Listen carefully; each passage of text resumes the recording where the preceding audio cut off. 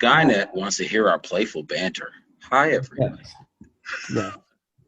Yeah.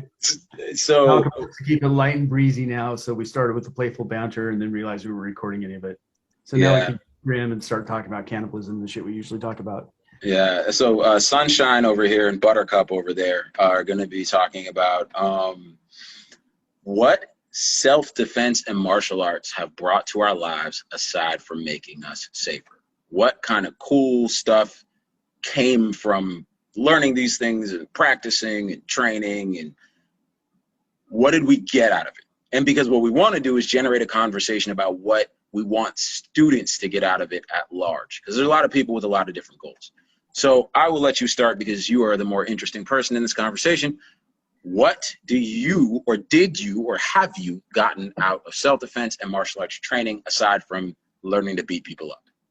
I got a lot of emotional control because that was one of my issues when I was younger, Mm, and judo really helped with that. Um, there's I like pushing envelopes anyway, and when you're training with, one of my coaches was former national champion, one was a junior national champion, and the other been on the West German Olympic team, and mm. so it was pushing your limits every day. It's hard to go to muscle failure in your abs, but Wolfgang can make sure you did. And yeah, so Did you get the that cramp where one stands out really hard? You know what I'm I talking about? several times, and so you imagine the most like brutal ab workout you can think of, and then he'd go, all right, almost done. And then he'd stand on your stomach. He was twice my size at the time, and repeat. And it's just like, it was really good. So pushing limits, physically, exhaustion. Um, I got a sense of wonder, and this goes from judo because one of my earliest memories as a little kid is someday I'm going to be too big for dad to throw in the air. It turns out if you hang out with really good judo people, you're never too big for someone to throw you in the air. And that sensation of flying is fantastic. Hmm. Um, the and it set my bar. And I don't know how much of this was playing football in high school versus martial arts. Mm, Um, but my tolerance for contact is a lot higher than people that have never done that. It's mm, yeah, getting punched and knocked down, and that's actually pretty rare. It's I can count the people that put me down with one punch on one hand. mm. Um, but getting knocked down and getting back up is something that I think everyone needs. And So there's a lot to that too. I feel like there's obviously the direct physical value of just getting knocked down and getting back up, and then there's the kind of like thematic element to it too. I think for me, it was a place to learn principles that apply to a life that is examined and well understood. mhm. Because when it is done well, self-defense and martial arts training is about recognizing that you've got a finite amount of time. You want to, within reason, maximize that time and the value of that time, and engage purposefully with stuff that actually does that, instead of just kind of floating along and then it ends and then that was that. You want to get the most out of it that you can. And I think a lot of the kind of deep philosophical shit that I was avoiding for a decent portion of my study of it was the stuff that actually ended up being the most useful. Because by the time I'd really gotten serious about this stuff in terms of like taking it seriously enough to really, commit to learning processes and spending a lot of money on it comparatively,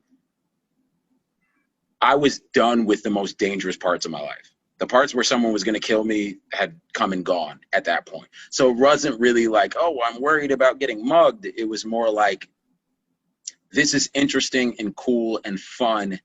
And these are strong people with principles whom I can respect, but also trust to some degree.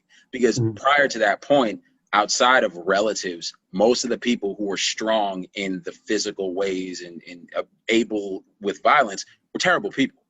And as much as I learned from them, there were like 5 of those dudes that I could actually trust. The rest were just, you just never let your guard down really around them because they just weren't those type of people. And so connecting me with people who are strong and principled, and then giving me a kind of lens through which to take a look at life and what it meant was huge. Mm-hmm. But I don't know if that was me just taking it away because that's what I thought it was useful for, or if that was what was always there and what other people were taking away too. That would be something to walk into, because there's because trying to be the good guy when it's not fashionable to be good guys, anti-hero is the fashion now. And the 2 times that I almost dropped out of martial arts were both when, because I had, and I get this as naive and full blown, is there another word than naive? But I had kind of expected any serious martial artist to basically be a knight in shining armor, to good life, protecting. And when I found out that some of my instructors weren't good people, I came really close to just quitting, just bagging it. And it was a huge part of my life.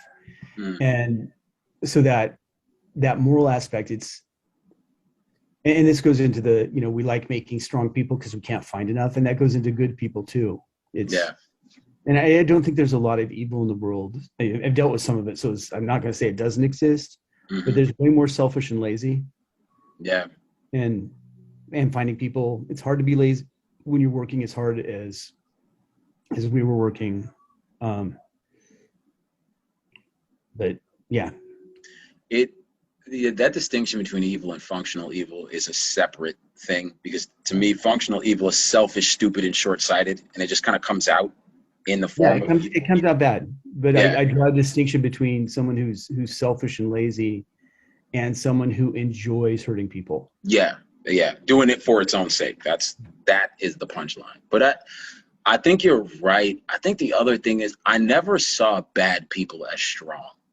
And I don't know if that is fair, but I never bought the idea that you could be strong and bad, because being bad, being evil, being functionally evil or actually evil was usually, to me, an expression of a lack of self-discipline. And I don't know if that makes sense. That the correlation might not be there, but that's the way it felt. The guys who I knew who were street guys, who were bad people, and I knew were bad people, I never saw them as strong. I saw them as capable in terms of like able to do violence, but I never saw them as strong, because when it was time for them to be strong with themselves, they almost never were. For me, it's going back to that critical theory, in the sense that I was taught the same way. I was taught that bullying was a sign of weakness. All of this, that people were successful in crime because they weren't good enough to be successful without crime. And I was taught all of this stuff, but there's definitely a voice in the back of my mind, when something is that convenient and something that close to what I want to believe, that I have a real tough time trusting it. And I guess for me, it comes down to how we define strength, because for me, a lot of strength was the ability to resist the most difficult stuff. And I knew the most difficult stuff, at least for me, for large portions of my life, were internal. The things that I really had trouble with were the things that I wanted to do that I knew didn't make sense and I shouldn't. And keeping myself on the leash was harder than dealing with outside people. Outside people, for the most part, if I wasn't a dick, they weren't really that much of an issue, outside of a couple of very specific instances. But I don't know. That might be a flaw in my reasoning, though. That might just be like an experience thing. It's different words, because my and I think you might like this, but basically my take on strength is similar to agency or power, or however you want to look at it. It's the ability to get stuff done. So if someone's rich, that's a form of strength, because they can get more stuff done with money than poor people can without money. Being strong, being vicious can be a strength in this sense. But the thing that always tied it back is I was taught from the time I was very, very little, and this is going to sound totally overblown and really super old fashioned and shit, But I was taught that a man, and it wasn't really gender specific, just the words, was potentially the most powerful force in the universe. And that one man against the whole world, if he had his shit together, was an even match. But I was also taught that because of that, the only measure of man was his self-control, because nothing else could control him. So I think the thing that you're thinking of as strength is almost a direct correlation to what I was taught of as manhood. Yeah. And so I'd see a lot of people who were very strong, very capable, who could get a lot of shit done, but I didn't consider them men. And that to me is huge, because I had a similar, one of the reasons that my dad named me Malcolm instead of Martin was because he always had a problem with what he perceived as Dr. King's inability to make his principles apply to his personal life. He knew some of the people who were around at the time and knew some of the stuff that was going on there. So I'm not trying to throw anybody under the bus, but essentially he said in his personal life, it didn't mirror that. Whereas by comparison, Malcolm X was a monk, like high levels of self-discipline. And there's a lot that might've gone into that, but it was a similar framework of like, this is what it means. And for me, the strength and the power were tied up in what is giving you the most resistance. Other people will be around when they're around. You are always going to fight with your internal stuff. It's always going to be there, and it doesn't take any days off, and it doesn't give a shit how you're feeling today. And so for me, that's why it was like the most difficult fight, because it was a fight that only ended when you died. Versus like outside stuff, you'd have your moments or what have you. I also completely egotistically believed that nobody else could be more dangerous to me than I was. I was like, what are you going to do? That's true until you fall in love. Yeah. Yeah. Then you've got someone that can destroy you with a word. Yeah. That's an interesting conversation. We're going to come back to that. But It is 6:01. Thank you for being with us in this kind of weird framework. If you want to join in on the longer conversation where we get really, really into the deep thoughts and weeds and so on and so forth, join the Patreon at level 2. I think it's $10 a month. And we've also got the cohort going. We have Doctor, I was about to say doctor, Tammy McCracken put together a great month of material that we've been working our way through, and we're in week 3 talking about de-escalation. So if you're interested in that, go check out the Patreon. We got that available as well. Rory, you want to send us off? Have fun. You guys go play hard. Indeed. Go get more out of self-defense and martial arts than you did previously. Later.